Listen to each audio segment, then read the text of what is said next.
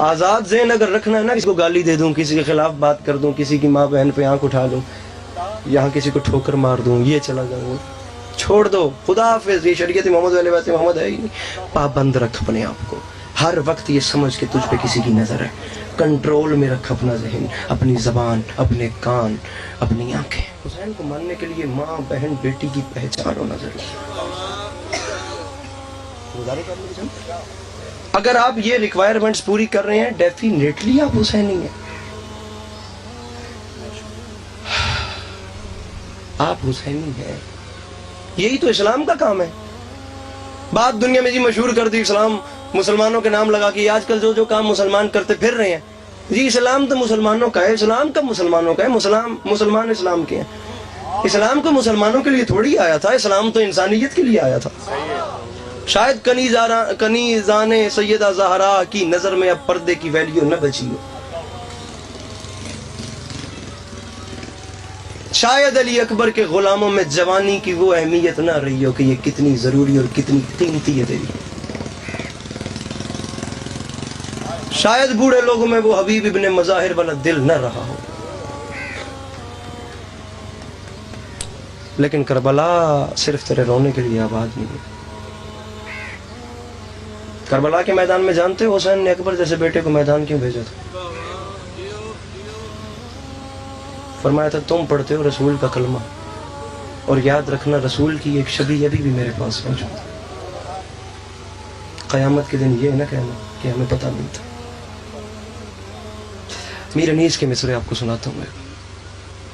انیس فرماتے ہیں ہائے ہائے ہائے، لوگ بیچارے کردار کی بیماریوں میں الجھے ہوئے تھے، ذہنی بیماریوں میں الجھے ہوئے تھے، ذہنی طور پہ جو مفلوج تھے، جو اپنے ہی بھائی کا لہو پی رہے تھے، جو بیچارے لوگ اپنی بیٹی گھر میں آتی گئی بیٹی جیسی رحمت کو زندہ جا کے دفن کر رہے ہیں، ایسے آدمیوں کو اس انسان بنانے کے لیے تو اسلام آیا تھا۔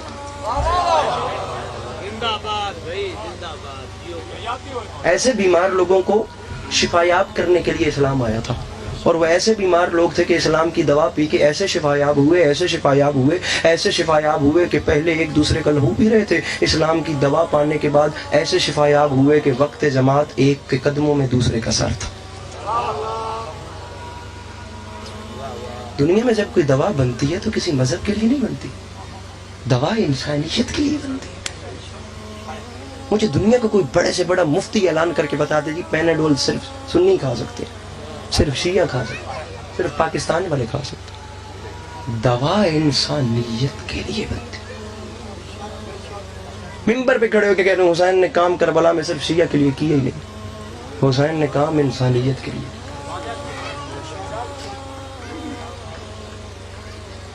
اب یہ بیچارے ہم لوگوں کی مجبوری ہے نا، ہم لوگوں نے کربلا سے رونا لیا، ہم نے کربلا کے ایجنڈے کو نہیں پڑھا۔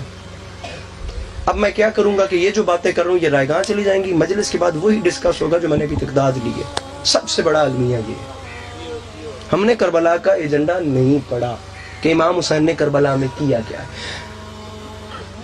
صرف تیرے رونے کے لیے حسین نے جوان بیٹا قربان کیا؟ ارے رونا تو ہے، گریہ تو کرنا ہے۔ ہم یہ کیوں بھول گئے ہیں کہ کربلا آخر تھی کیا؟